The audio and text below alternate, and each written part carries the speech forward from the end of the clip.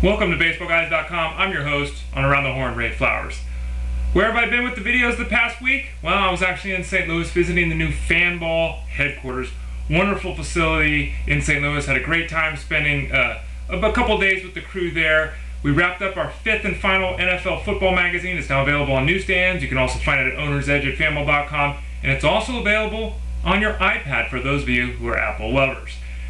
What else do we have to talk about today? Well, we'll get to baseball in a second. I wanted to bring up one other thing, and that's the Fanball Fantasy Drive. For those of you that don't know, myself, Kyle Elfrink, and Kay Adams co-host a 3-hour show every day, Monday through Thursday, as well as an hour on Fridays and 4 hours on Sunday. 17 hours of fantasy sports talk. Any fantasy sport you want to talk about, we're there for you to call in, ask us your questions. It's XM 147, Sirius 211. Give us a listen and give us a call if you have any fantasy sports questions.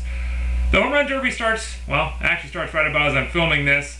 There's 8 men involved. Does anyone really care anymore? It's kind of become the baseball version of the dunk contest.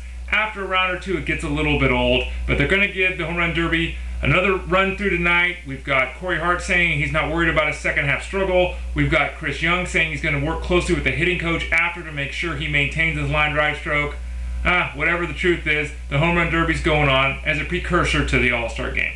Now the All-Star Game, that's tomorrow. There's at this point been like 87 players named to the All-Star team, injury replacements, guys being taken out because they pitched yesterday, all kinds of movement there. The latest being Adrian Beltre's hamstring injury. Michael Young was set to move on to the AL squad to replace him. Does not look like this is going to happen. Beltre says he is okay and says he will play. So for now, Michael Young remains in a holding pattern on the sidelines.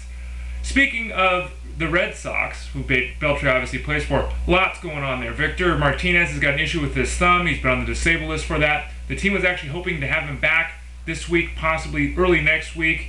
Doesn't look like it's going to happen. That pain in his thumb is still there. He's still unable to put the glove on. He can't really catch at this point.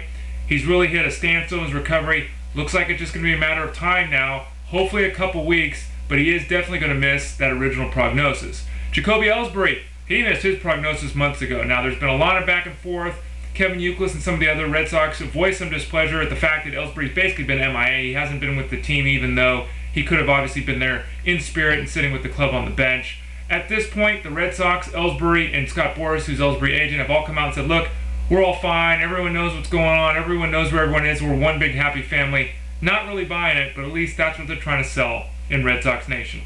One other note with the Red Sox, Dustin Pedroia, looks like he's hopeful that that foot of his will allow him to have some tests done later this week and to possibly return late next week. Have to keep our fingers crossed on that one.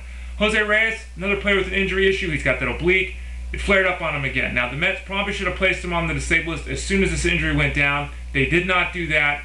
Now we're looking at a potential DL stint at this point. The Mets have not said that that's what they're going to do, but the fact of the matter is if the Mets had placed Reyes on the disabled list when the injury occurred, he'd be eligible to play this weekend.